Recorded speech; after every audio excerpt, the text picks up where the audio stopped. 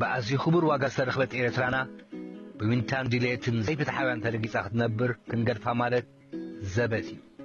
ين واحد أردما لهزب زعقت حايل سلزي له كوجهيو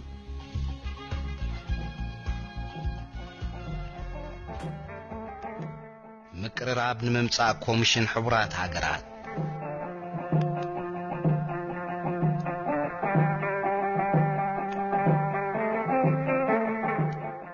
رابعي مقابع بايت حبرات هاجراتي كايدلو اب زنبره سامنتات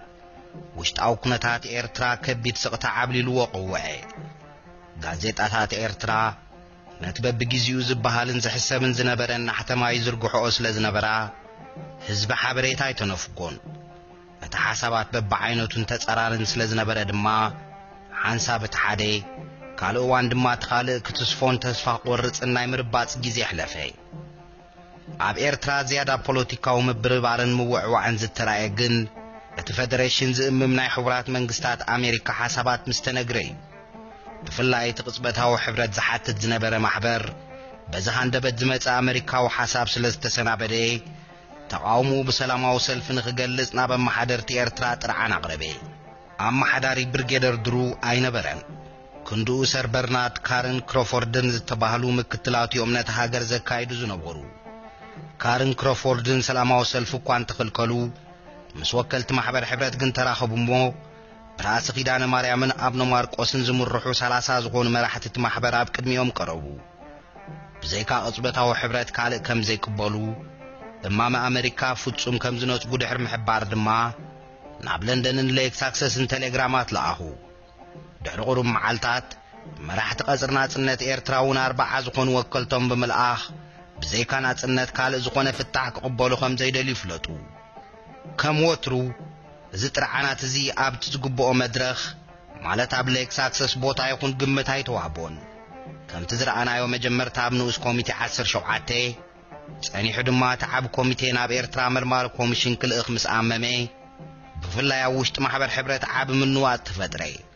قال مرحتون ناي حبرت بوعل حساباتنا مدقاف كززو ترايو بزمتن بروباغندا حبرتون ازينا مررن كافت قدم بزغدده ولق سبات ناي متقعت ابياتنا غددن كدي ابراهيم سلطانن ولد ماريامن قندر استناي زلفا علاماتاتن بمخان نعمدታት ጋዜጣ ኢትዮጵያ ህብቶምዎ በትጋዜጣ አብልዕ ልቀጽና ጽነት ኤርትራ ዝባሃል ካብ ዝነበረ ነስዕብ ነርኤ ኢጣልያ ኢንዲፔንደንስ ብሎክ ናጽነት ዝባሃል ማህበር ባርነት ካቂማና ሀገር ካን ንብረት ካን መሬት ካን ርስኻን ክትወርስ ናዓሌት ካን ዘርኢ ካን ክድምስስ መሬት ካ ከም ልማዳ ዶመናሌ ገቢራ ወሪሳ ደይሳ ሽሒና ገቢራ ናይ ርእሳ ከቢራ ክትቆመሉ ትጋደልን ትእገልን ከም ዘላ አቀዲምና خنفلጠካ ጉቡና እዩ ተخላ ቆርቦቱን ተለወጠ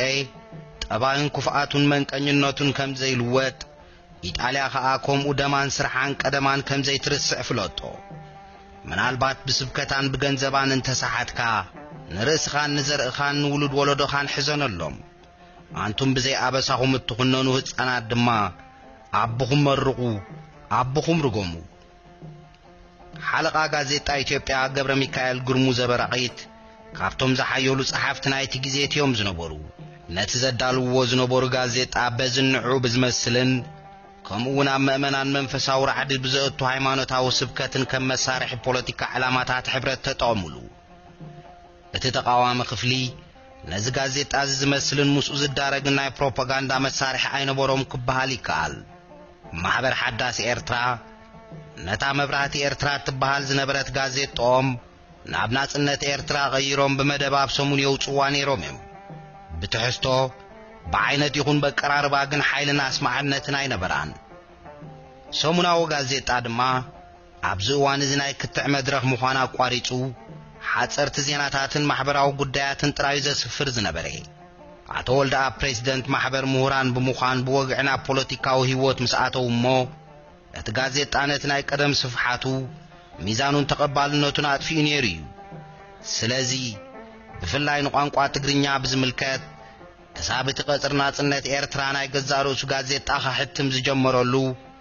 ኣብ ሜዳ መራኸቡ ብዙሃን ጋዜጣ ኢትዮጵያ ቢሒቱ ነይሩ ክበሃል ይከኣል እቲ ማሕበር ሕብረት ብጽሑፍ ዘስፍሮ ዝነበረ ዝተራሰነ ፕሮፓጋንዳ ብፍላይ ድሕሪ ውሳኔ ሓፈሻዊ ባይቶ ሕቡራት ሃገራት ብግብሩውን ብመልክዕ ግብረ ሽበራ ክረአ ጀመረ ከም ዝዝከር ግብረ ሽበራ ክሳብ ኣጋሞ ወዳእታ ወርሒ መስከረም ዝጊሉ ነይሩ እዩ ኣብ መንጎ መስከረም 15 ምውዳእ ወርሒ ሕዳርን ግን ማለት ድማ ኣብቲ ጉዳይ ኤርትራን ካልኣይ ግዜ ኣብ ባይቶ ሕቡራት ሃገራት ዝስማዓሉ ዝነበረ ሳምንታት ሽፍትነት ኣዝዩ ተላብዐ 80 ዝኾኑ ሸፋቱ ካብ ቦታ ናብ ቦታ ኮለል ክብሉ ድሕሪ ምኽራም ብ25 መስከረም በራቒት ዓባይ ብምጥቃዕ እኽሊ እንደዱ ድሕሪ 3 መዓልቲ 10 ዝኣባላቱ ኣብ ኮለላ ዝነበረ ሓይሊ ፖሊስ ኣብ ዓድረሶ ብሽፍታ ተጠቕዕሞ እዞም ዳሕረወት ረዳት ስለ ዝረኸቡ ብቁፅርን ሓይሊ ብረትን ዓብሊሎም ሓደ መኮነን ፖሊስ ክቐትሉ እንከለዉ ሓደ ሰርጀንት ዝርከቦም 5 ማረኹ እቶም ሽፍታ መጀመርታ ነቶም ሙሩኻት ክቐትሉ እኳ ድንዕ ኢሎም እንተነበሩ ኣብ መወዳእታ ግን ክዳውንቶም ከይተረፈ ገፊፎም ኣፋነውዎም ሓደ ካልእ ናይቲ እዋን ጸብጻብ ኣብዚ ናይ ዓድሮሶ ግጥም ክልተ ኣሕዋት ወልደ ገብርኤልን በርሀ ሞሳዝግን ጥራይ ዘይኮኑ ጭፍራ ስረሰይን ባያውን ከም ዝተሓወሶም ቁፅሪ ሸፋቱ ኸኣ ካብ 50 ክሳብ 75 ከም ዝግመት ገለጸ ኣብ ዝቐጸለ መዓልታት ንጥፈታት ሽፍታ ብኽብ ዝበለ ደረጃ ቐጸለ ቀንዲ መኽተርን መዛወርን ቦታታቶም ከባቢ ሕምብርቲ ዓዲ ተኽላይ መገዲ መንደፈራ ዓረዛ ከምኡውን ካብ ከባቢ ሰገነይቲ ትሒዙ ክሳብ ጽርግያ ኣስመራ ባጽዕ እኳ እንተነበረ ኣብ ምዕራባዊ ቆላታት እውን ኣብ መንጎ ኢትዮጵያውያን ሸፋቱን ዕጡቓት ቤን ዓምርን ግጥማት ይግበር ነይሩ እዩ እቲ ምምሕዳር ነዚ ንምዕጋት ኣብዚ ዝተባህለ ቦታታት ብሮያል በርክሻየር ሬጂመንት ዝፍለጥ ሰራዊት እንተዋፈረ እውን ክቆጻጸሮ ይከኣለን ኣብ ምጅማር ጥቅምቲ ኣብ ዝተፈላለየ ቦታታት ንብረት ጣልያን ክምንዛዕ ምስ ቀነየ ብ5 ክሳብ 6 ጥቅምቲ ማይጤላ ብትበሃል ነቑጣ ምድሪ ባቡር ማለት 6 ኪሎ ሜትር ካብ ኣስመራ ንባጽዕ 5 ዕጡቓት ገዛ ሴሮም ብምእታው 2 ኢጣልያውያን ቀተሉ ሓደ ኤርትራዊ እውን ኣቑሰሉ ነቲ ተግባር ሕብረት ዝደልዩ ኤርትራውያን ከም ዝፈጸምዎ ዝገልጽ ናይ ትግርኛ ጽሑፍ ድማ ገደፉ ቁሩብ መዓልታት ድሕሪዚ ዶብ ሰጊሮም ምዕራባዊ ቆላታት ዝኣተዉ ሸፋቱ ምስ ዕጡቓት ቤን ዓሚር ገጠሙ እሞ 3 ሽፍታ ሞይቶም ተረኽቡ ኣብ ዝተረፈ ወርሒ ጥቅምትን ቀዳማይ ክፋል ሕዳርን ቁፅሩ ብርክት ዝበለ ዘረፋ ንብረት ኢጣልያውያንን ኤርትራውያንን ኣብ ብዙሕ ቦታታት ተፈጸመ ብ13 ሕዳር ምሸት ሰዓት 9 ግን 8 ዕጡቓት ውሽጢ መንደፈራ ኣትዮም ናብ ሓደ ኣብቲ ቀንዲ ጎደና ዝነበረ ባራም ርሕሞ ኣብኡ ዘዋግዑን ዝነበሩ ሓደ ጣልያንን ሓደ ግሪኽን ድሕሪ ምቕታል ንሓደ ካልእ ሓንፈፅ ግሪኽ ኣቑሰሉ ክልተ ጽሑፋት እቲ ሓደ እንግሊዝ መብጽዖም ንኸኽብሩ ዘዘኻኽር እቲ ካልኣይ ድማ ጣልያን ናጽነት ኤርትራ ንኸይድግፉ ዘጠንቅቕ ኣብቲ ቦታ ገዲፎም ሃደሙ ካብ ኩሉ ክሳብ ሽዑ ዝተኻየደ ናይ ሸፋቱ ግብረ ሽበራ እዛ ኣብ ከብዲ መንደፈራ ስለ ዝነበረ ብዓይነቱ ዝተፈልየ ኾነ በዚ ኸይኣኸለ ነዚ ዝተባህለ ተግባር ኣብ ራብዕቱ ክልተ ኢትዮጵያውያን ተባሂሎም ዝተጠርጠሩ ሸፋቱ 5 ኪሎ ሜትር ካብ እምባትካላ ንባጽዕ መኪና ብምኽታር ሓደ ህንዳውን ሓደ ጣልያንን ቀተሉ ነዚ ኣብ ታሽዓይ መዓልቲ እውን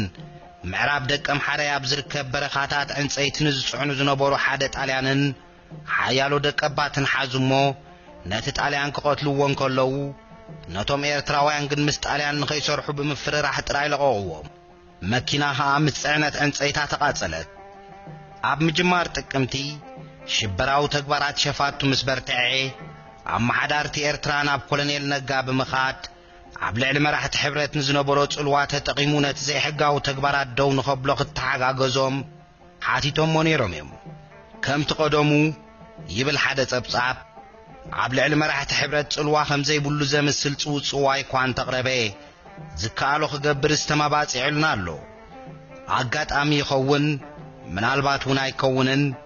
ድሕሪ ዛ ዝርርብ እዚኣ ካልእ ዓመፅ ወይ ዕግርግር ኣይተራእየን ዘሎ ብሓቂ ኸኣ ብዘይካ ንኣሽቱ ናይ ስርቅን ዘረፋን ተግባራት ካብ ቀዳማይ ሰሙን ጥቅምትን ዝያዳ ወርሒ ዓበይቲ ናይ ሽፍትነት ፍጻሜታት ኣይተራእዩን ብሪጣንያ ንረብሓ ገዛእ ውጥናት ሃደ ኣይደለየትን እምበር ነቲ ኣብ መንጎ ሕብረትን ሸፋቱን ይኹን ሸፋቱን ኢትዮጵያን ዝነበረ ርክብ ክትረኽቦን ስጉምቲ ክትወስደሉን ስለ ዘይከኣለት ኣይነበረን كساب كندتي اب تحت افنጫ زسفحفح ዝነበረ بزيادة ابي ጣሊያውያን ምትኳር መቸም አጋጣሚ ነበረን ጣሊያን የም ፋይናንሳው አንድ حقوق ጽርናጽነት ኤርትራ نعاتهم كم زهاد ممقبار كأنا تقصر بقوندو مدخامي زبل مقوت ناي حبرتن إثيوبيان يزسرح زنبري ببوزوح مقدقاء بفلاي كواتنيت ألاوان مسنبات زبل علامة كم تحبرت زحاسبو وسرحي دارقا كلهم وطاي خاب كتماز صرح زنبورو طاليان وانيناتهم من نبرتهم من النار حرعو عاسمراتو دقفهم نقصرناصنت إيرتراغن أي قوارطون بزيادة قواد أبغازيت آتاتهم يخون بجبري خابت زنبورو أتصعقو بتدقاقامي اتمم محدار زد اللي حالوان خقبر اللهم محتات قوانتا زي قواروتو دما سبا سلطان من محدار إيرترا قدايات بروباغاندا نقزارو سوم يخونو سلزنبورو ناي طاليان غازيت آتاتان صار إثيوبيان حبرتن زقبرون زنبرا حيال بوليتيكاو متقعتي نقز حلات راي بمملاس قز يخلقهم نبرا مزو كلو تسعرار تقبارات قن عبور حدار حيل قصرنا صنت إيرترا خو قدلا يترعين بانصارو اتبا ابالات حبرت زرع زنبره مقعزنا بتقصر سلازي قوارصي محبر حبرتهم زياده زشقول زنبورو كم تزقلت عبز غزيزي ابالاتهم ابسلسته زنبالتا تغماميعم نبورو ابتناي قدم زي قدمو خنتاو حبرت مس ኢትዮጵያ ዝقصلو بحد وغن مقل ኤርትራ زي قاومو بتخالعاي فدريشن زي صلو دما بتسالساي اب كلهم جنص الإيطاليان نيريو وانا صحافه حبرت አቶ ተድላ ባይሩ اب مودا حدار كابليكس اكسس مستملسون ازمم قال محبر زي هادن تدلا بعلوم بمسرحن وصيتن مغابا اليكس اكسس እና ማሮሩ يوم ተመሊሶም بفلاي بريطانيا مقل ኤርትራ ጥራይ بمدفع فدريشن منጻጋ ገናብ ናይ ገዛረሳ ውጥን ስለዘድሃበትን ንምዕራባው ቆላን ነፍሳ ስለዝደለየትኒ ብምባል ተድላ ወቀስዋ ተድላ ባዕሎም ኣብ ሌክስ አክሰስ مقل ኤርትራ ከም ዝተቃወሙን እዚ ብኸመይ ከም ዝኾነን ርኢና ኢና እታ አስመራ ምስተመልሱ ዘርአይዎ ተስፋ መቁራጽ ምናልባት ምስትመመሊሱ ዝዓብ ዝነበረ ኢድምእታውን ምቁጽጻርን መንግስቲ ኢትዮጵያን ማህበር ሕብረት ዝተሓሓዝ ከይኮነ ይተርፍን ጸኒሖምውን አብዛሕቶ ዚኣነ ክፈረክብሉ ክንረኽቦም ኢና بحصيرم بار عبز كوميشن حبرات هاجرات نيرترا نخمت مقراب زغبرلو زنبره غيزي بفلاي حساب مودعتا ورح حدار قصرنا صنت ኤርትራ عبلا لدغف حزب ኤርትራ حيزو بتي انصارو زكايت زنبره وشطاو ፖለቲካን ግብረ ሽበራን ከይተሰናኸለ ይስጉም ኔሪዩ ክባሃሊካል وشطاو ጥርናፉ ጽኑዕ ኔሪልካ መዝራብ ዘይካል ካብ ዝኾነ ግዜ ነላዓሊ بزوان زي بزوحنا أبالنت مقلبات الترايلو تازيز بس حمق عز أبالات كاب حبرتنا بقصرنا صنت إيرترا كوانتنا بري فرحي قبرش بران قل أبالات تقصرنا بحبرت نخخدون يقددوم نيريو زي تراي زي كوني نركب قصرنا صنت إيرترا مستعليان زوصلو مريحنت شيخ إبراهيم زي قبولو قالو ولقاون قجلاون مخنياتاتون زنبرم وغنات سرت نايت قصر دلدل كم زي كون يقبروا وخم زنبور مغنزاب يدلي نقصرنا صنت ኤርትራን مدخام نزوشت او حقافاتو زي باحنا واقباب زتطقمولو غنت ممحدار امبر حبرت وي منግስቲ ኢትዮጵያ ይነበሩ ካብኡን አብኡ ድማ እትቅድም ሕጁን ከም አባል መርማሪት ኮሚሽን 4 ሓያላት ተላሊናዮ ዝነበርና አማኻሪ መንግስት ኃይለ ስላሴውን ዝነበረ እንግሊዛው መኮነን ብርጌደር ፍራንክ ስታፎርድ ነበረ ስታፎርድ አብ ምጅማር 4 መንግስቲ ኢትዮጵያ ናይ ፋይናንስ አማኻሪ ዝነበረ ኮይኑ አብ ውሽጥ መርማሪት ኮሚሽን 4 ሓያላት ነቲ ኤርትራ ትመቀል ዝብል መርገጽ ብሪጣንያ ተቀባልነት ንኽረክብ ብርቱዕ ጻዕሪ ዘካየደ ውዲተኛ መግዛእታው መኮነን ይነሩ አብ ወርሕ መስከረም 1949 ስታፎርድ ንኤርትራ ብምብጻሕ ንፖለቲካው ኩነታት ኤርትራ ዝድህስስ ሓደ መጽናዕቲ ካየደ ኣብታ ሃገር ከአክልተ ፖለቲካው ዝምባሌ ማለት ተቀዳማይ ሕብረት ዝደልን ምቅል ዝቅበልን ተኻላይ ድማ ናጽነት ዝጠልብን ሕብረት ይኹን ምቅል ዘይቅበልን ከም ዘሎ ገለጸ ንማሕበር ሕብረት ብዝምልከት